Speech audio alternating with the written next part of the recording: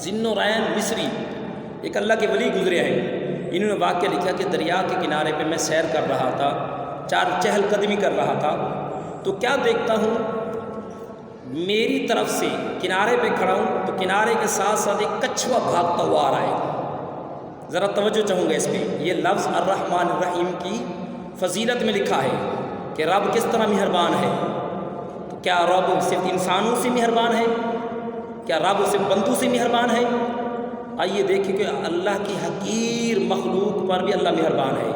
وہ کچھوا یعنی وہ ایک بچھو بھاگا ہوا وہ دریا کی طرف آ رہا ہے، جب وہ دریا کے کنارے پہنچا تو فوراً ایک کچھوا کنارے آ گیا، یعنی پانی سے کنارے آ گیا۔ اب بچھو کچھوے کی پیٹھ پہ بیٹھ گیا، جب وہ بچھو کچھوے کی پیٹھ پہ بیٹھا تو کچھوا پانی میں تیرنے لگا، دوڑنے لگا۔ تو حضرت ذی-النورین مصری علیہ الرحمہ فرماتے ہیں میں بڑا حیران ہوا، دیکھو خدا نے کیسی سواری بنا دی۔ بچھو کنارے پر آیا اور کنارے سے آگے کچھوا آ گیا، کچھوے نے پشت پر بٹھایا، کشتی کی طرح چلتا ہوا جا رہا ہے۔ کہا میرے من نے تڑپ اٹھائی کہ آج یہ منظر دیکھوں تو صحیح، یہ کچھوا بچھو کو کہاں لے جاتا ہے۔ فرماتے ہیں میں کشتی پر سوار ہوا، آگے آگے کچھوا جا رہا ہے بچھو کو لے کے، پیچھے پیچھے میں دوڑتا ہوا جا رہا ہوں کشتی کے اوپر۔ جیسی دریا کے پرلے کنارے پر کچھوے نے بچھو کو اتارا، اب بچھو پھر دوڑنے لگ گیا۔ جیسے بچھو دوڑتا ہوا گیا میں بھی پیچھے دوڑنے لگا۔ فرماتے ہیں دوڑتے دوڑتے یہاں تک کہ فرمایا کہ میں اپنے آنکھوں سے دیکھ رہا ہوں ایک درخت کے نیچے ایک نوجوان خوبصورت ینگ لڑکا سو رہا ہے۔ جب لڑکا سو رہا ہے تو اس کے اوپر ایک سانپ حملہ کر رہا ہے، اتنا زہریلا سانپ تھا اس لڑکے کو کاٹنے کے قریب تھا۔ تو زہریلے سانپ کو بچانے کے لیے بچھو نے جا کر اس کو کاٹا، یہاں تک کہ بچھو نے جا کر اس کو کاٹا اور وہ کاٹنے پر جو زہر سانپ کا تھا وہ بچھو کے اندر آ گیا تو بچھو مر گیا۔ بچھو تو سانپ دونوں مر گئے۔ فرمایا کہ اللہ پاک نے اپنے بندے پر رحیمان تھا، مہربان تھا۔ دیکھو الرحمن الرحیم، وہ کیسے بچاتا ہے، کیسے پالتا ہے۔ تو ایک پرندے کو وسیلہ بنایا، اس کی جان پر اس کا بدلہ دیا، اس نے جا کر سانپ کو کاٹا تو سانپ بھی مر گیا، وہ بچھو بھی مر گیا، تو کہا اس انسان کی جان بچ گئی۔ دیکھو اللہ مہربان ہے، اس لیے کہ بخشنے والا مہربان ہے، یعنی کسی کو زندگی بخش دے وہ مہربان ہے، کسی کو رزق بخش دے وہ مہربان ہے، کسی کو صحت بخش دے وہ مہربان ہے، کسی کو زہریلے سانپ سے بچا لے وہ مہربان ہے۔ تو فرمایا یہ تھی اللہ پاک کی عطا اور اللہ پاک کی یہ فضیلت تھی۔ فرمایا کہ زہریلا سانپ جو اس کو کاٹنا چاہتا، اس بچھو نے سانپ پر حملہ کیا تو سانپ نے بچھو پر، یہ دونوں ایک دوسرے کے زہر سے مر گئے اور جوان بچ گیا۔ ہم دن میں بظاہر حفاظت خود کرتے ہیں، دن کے اندر اب دیکھیے اللہ کی دوسری قدرت کا نشانہ، دن کے اندر بندہ کپڑے کا، سردی کا، دشمن کا، سجن کا، دوست کا مقابلہ کر لیتا ہے، چلتا پھرتا ہے، دائیں بائیں آگے پیچھے چل کے بچ کے نکل جاتا ہے۔ لیکن جب یہ بندہ سو جاتا ہے، سونے کے بعد پھر ہزارہ رحمتیں ایسی ہیں جو رب بندے کو بچا رہا ہے، ہزارہ رحمتیں ایسی ہیں وہ جب رب بندے کو بچا رہا ہے۔ لیکن رات کو سونے کی حالت میں ہماری حفاظت خدا کے سوا کون کرتا ہے؟ بہت سی مصیبتیں وہ ہیں جو ہماری زہری کوشش سے دفع ہو جاتی ہیں، بہت سی آفاتیں وہ ہیں جن سے ہم حق تعالیٰ ہی بچاتا ہے، اس کی رحمت کا ظہور ہوتا ہے، اس کی رحیمی کی جلوہ گری کی، یعنی مشرکین کا عقیدہ تھا، مشرکین کا الرحمن الرحیم یعنی اللہ مہربان ہے، الحمدللہ رب العالمین اللہ پالنے والا ہے۔ تو مشرکین کا یہ عقیدہ تھا کہ جسم بنانے والا اللہ ہے، آسمان بنانے والا اللہ ہے، زمین بنانے والا اللہ ہے، شفا دینے والا ہمارے بت ہیں، بارش برسانے والے ہمارے بت ہیں، یعنی بڑی بڑی جو نعمتیں ہیں یہ اللہ بناتا ہے۔ مشرک اللہ کو مانتے ہیں لیکن چھوٹی چھوٹی نعمتیں جو ہیں یہ ہمارے معبود خدا جن کو بتوں سے پوجتے ہیں وہ بناتے ہیں۔ فرمایا کہ عقیدہ تھا بڑی بڑی نعمتیں رب دیتا ہے، چھوٹی چھوٹی نعمتیں ان کا عقیدہ ہے کہ یہ ہمارے خدا دیتے ہیں، وہ بھی رحمان اور یہ بھی رحیم۔ عزیزان قدر، یہاں اس آیت مبارکہ کے اندر ایک اعتراض ہوتا ہے، وہ یہ ہے کہ جب بسم اللہ میں یہ دو لفظ آ چکے، یعنی بسم اللہ الرحمن الرحیم، جب یہ دو لفظ آ چکے تو الرحمن الرحیم میں لانے کی وجہ کیا ہے؟ وہ وجہ یہ پیچھے بھی ترجمہ فضیلت بتائی کہ رب کیسے پالتا ہے، کیسے حفاظت فرماتا ہے۔ تو بسم اللہ کے دو لفظ یہ فرمائے، یہاں دوبارہ کیوں لائے گئے؟ جواب، بسم اللہ حق تعالیٰ کا ذاتی رحمتوں کا ذکر ہے، بسم اللہ کے اندر اللہ کے ذاتی اسماء مبارکہ کا ذکر ہے، اور یہاں صفاتی قرآن کریم میں جن چیزوں کا بار بار ذکر فرماتا ہے اس سے مقصود بندے کی سمجھ جائے تو ان کو بار بار کہنا کہ خدا کو پسند ہے، یعنی اللہ پاک بار بار ذکر کرتا ہے۔ اب یا ایھا الذین آمنوا 88 مرتبہ ہے، اللہ بار بار کہتے ہیں اے ایمان والا، اے ایمان والا، یا ایھا الذین آمنوا، اے ایمان والا، یعنی ہر وقت 88 مرتبہ پورے قرآن میں یہ لفظ اترا۔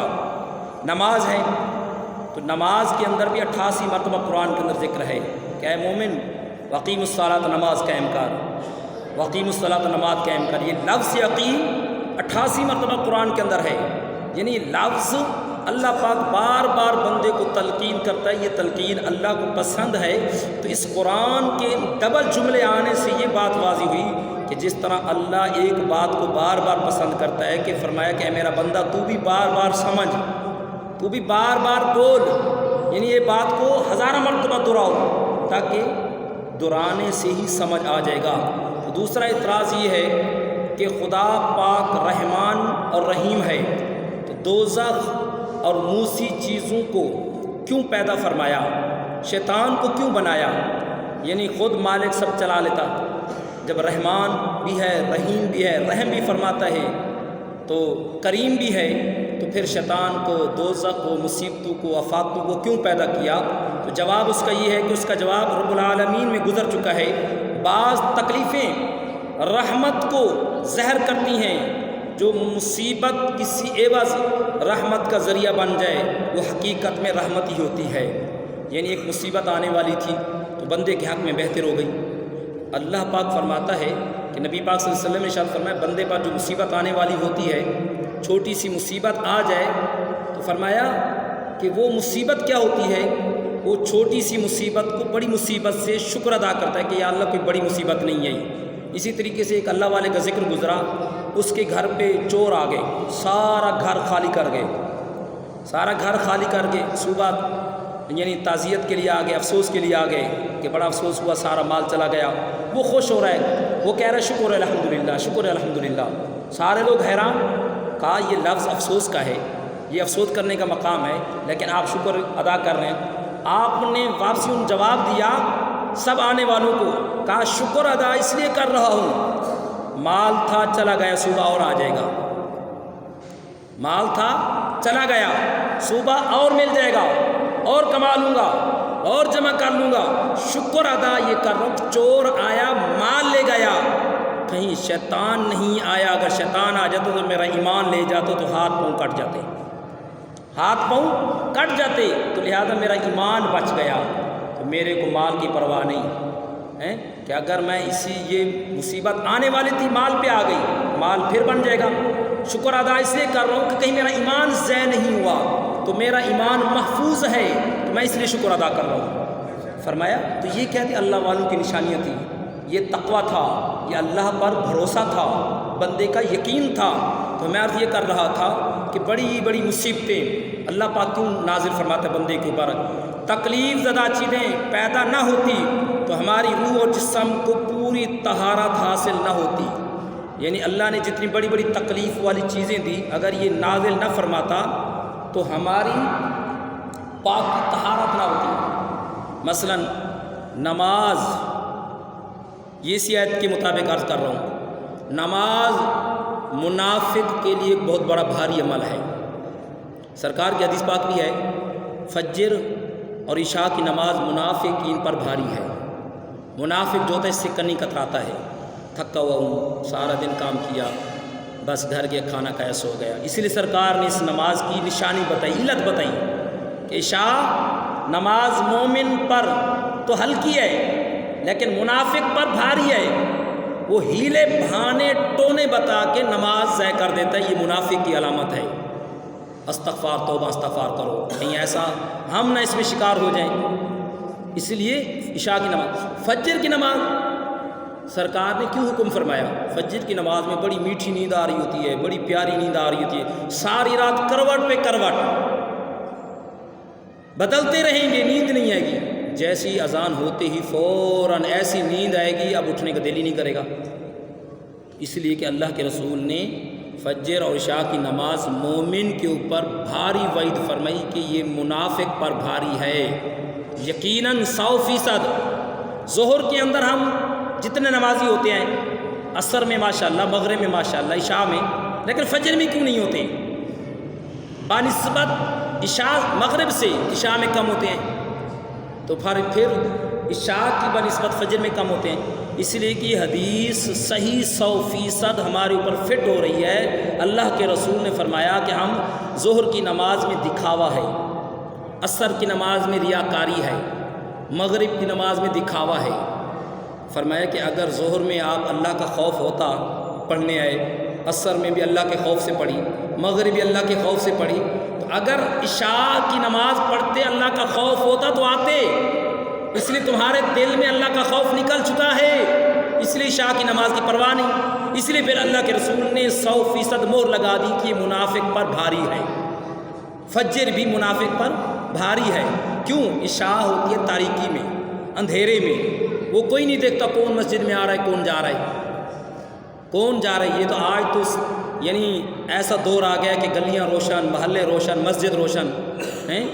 تو یہ اس دور کی بات ہے جو لوگ لالٹین لے کے, دیے کے چراغ لے کے چلتے تھے, اندھیریاں جھاڑیوں سے دور دور چل کر آتے تھے نماز پڑھنے. اس وقت کا یہ منظر تھا. تو پھر سرکار نے فرمایا کہ رات کو جو نماز کے لیے نکلتا ہے دنیا کو دکھاوے کے لیے نہیں نکلتا, وہ اللہ کو دکھانے کے لیے نکلتا ہے. تو اس لیے فرمایا کہ اللہ کو دکھانے کے لیے اگر آتے ہو تو پھر عشاء کی نماز کی پابندی کرو اور فجر کی بھی پابندی